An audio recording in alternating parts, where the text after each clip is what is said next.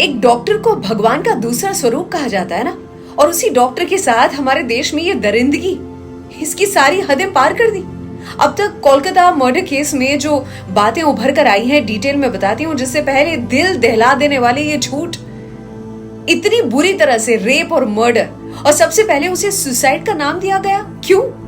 ये करने वाला पुलिस का ही कोई आदमी जिस पर पहले से सीरियस क्रिमिनल चार्जेस थे, वो कॉलेज में क्या कर रहा था? इस विक्टिम के रेप और मर्डर के बाद जितने भी लोग इस घिनौनी हरकत के खिलाफ जो प्रदर्शन कर रहे थे, तो तोड़फोड़ करने वाले ये लोग कहां से आ गए? जो सारे सबूतों को मिटाने की कोशिश में थे, ये लोग कौन थे? कोलकाता की सीएम खुद ही प्रोटेस्ट पर उतर आई, जल्दी कार्रवाई करो, कैपिटल पनिशमेंट की मांग कर रही थी। जब सरकार आप खुद ही है, पुलिस आपकी है, तो विरोध किसके खिलाफ? हाँ, ये ढोंग क्यों ममता जी?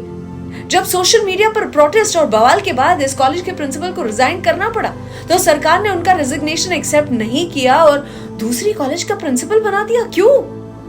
आप बंगाल से हैं या कहीं से भी हैं, जरूर से कमेंट करें। सोचें, कोई डॉक्टर क्यों बनता है? दूसरों की जान बचाने के वास्ते, और इसकी जान किसने बचाई? अगर आज इसका कोई भाई है तो रक्षाबंधन पर क्या महसूस कर रहा होगा? मैं आज उसकी बात कर रही हूँ क्योंकि ये न्यूज अब मरनी नहीं चाहिए। कोलकाता ही नहीं, पूरे देश में जो आग लगी है बुझनी नहीं चाहिए। रक्षाबंधन का पर्व है, लेकिन हमारा देश महिलाओं की रक्षा नहीं कर पा रहा, ये सच है। आंखों से खून, मुंह से खून, महिला के प्राइवेट पार्ट से खून, पूरे बॉडी पर इंजरी और पूरे शरीर को तोड़ना, ये वहशीपना, ऐसा मर्डर। 9 अगस्त को कोलकाता की सबसे पुरानी कॉलेज रात के 11 बजे 31 साल की पोस्ट ग्रेजुएट ये ट्रेनी जो थी, 36 घंटों की शिफ्ट में पूरी तरह से टूटने के बाद, काम करने के बाद, अपने माता पिता से बात करके गुड नाइट कहकर, ये 36 घंटों से जो नौकरी किए जा रही थी, काम किए जा रही थी, थकी हुई, कुछ देर आराम करने की जरूरत थी। सोचे, महिला डॉक्टर, आराम करने के लिए जगह नहीं थी तो चली गई सेमिनार हॉल में, जहां सीसीटीवी कैमरा खराब थे। और वहीं ये सो कॉल्ड पुलिस वाला ये घुसाया दारू पीकर सुबह के 4 बजे, दरिंदगी की इसके साथ, इसे मार डाला और सेमिनार रूम से चले गया।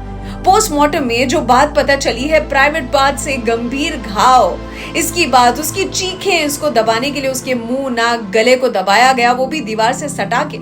उसके होठ, पैर, उंगलियों पर जो चोट के निशान थे, इतनी जोर से अटैक किया कि चश्मे टूट गए और ग्लास जो थे वो आंखों में घुस गए, ये पता चला। ये शर्मनाक कार्य किया उसने। जस्ट सोचें कि सुबह के 11 बजे हॉस्पिटल के असिस्टेंट सुपरिटेंडेंट, इन्होंने लड़की के घर पर कॉल किया और उसके पेरेंट्स से कहा कि जल्दी से अस्पताल आ जाएं क्योंकि आपकी बेटी की तबीयत खराब है। करीब 20 मिनट हुई होंगी और फिर उसी हॉस्पिटल से कॉल जाता है और कहा जाता है कि आपकी बेटी ने आत्महत्या कर ली है। पेरेंट्स बेचारे कैसे भी हॉस्पिटल पहुंचते हैं, 3 घंटों तक उन्हें अपनी बेटी की बॉडी देखने को नहीं मिलती। जब इन्वेस्टिगेशन किया गया तो पहले कहा जाता है केस ऑफ अननेचुरल डेथ। जब माँ बाप ने कंप्लेन की तब उसके बाद रेप एंड मर्डर का केस बना।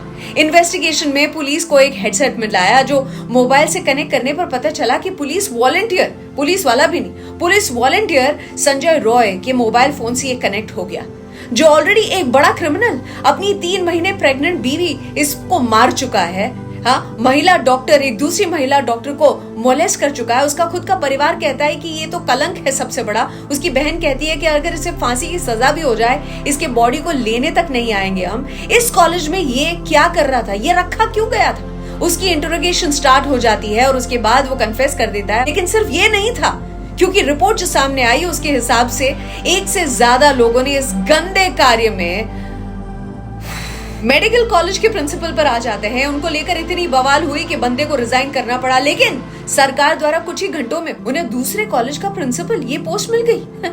कौन है ये? ये वो है जो लड़की पर दोष लगा रहे थे कि सेमिनार हॉल में इतने बजे रात को जाना इररिस्पॉन्सिबल काम इस लड़की का है। ये वो है जो स्टूडेंट्स को खुद ही शराब पिलाते हैं। ये वो है जो कॉलेज में अपना डर बनाकर रखा करते थे, हर चीज में ये पैसे खाते थे। स्टूडेंट्स कहते हैं कि संदीप घोष जो है वो डिक्टेटर से कम नहीं, और फेल भी करवा देते स्टूडेंट्स को जो उनके खिलाफ हो जाते। और दूसरी ओर सीएम ममता बनर्जी की बात करें तो प्रोटेस्ट शुरू कर दिया। कल्प्रिट को डेथ पेनल्टी इसकी मांग कर रही थी।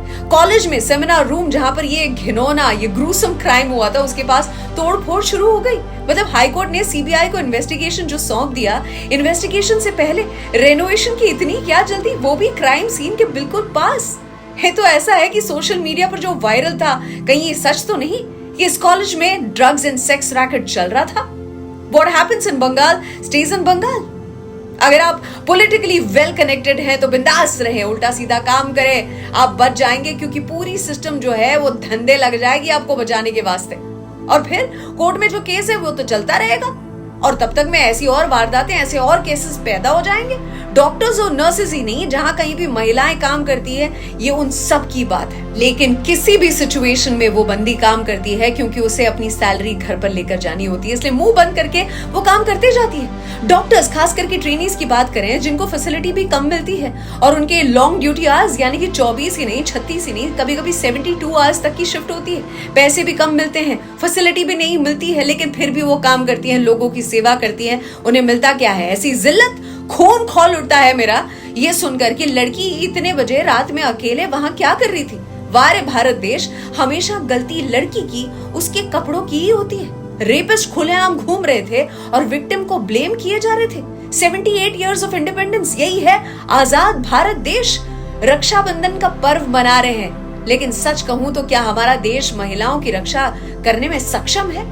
ये वाले वीडियो में भी देखिएगा, बहुत सारे लोग, बहुत सारे मर्द मेरे मुंह, मेरे लुक्स और मेरे कपड़ों पर जरूर से कमेंट करेंगे, क्योंकि एक महिला को अपना पावर आप ऐसे ही तो दिखा पाएंगे। जय हिंद, जय भारत।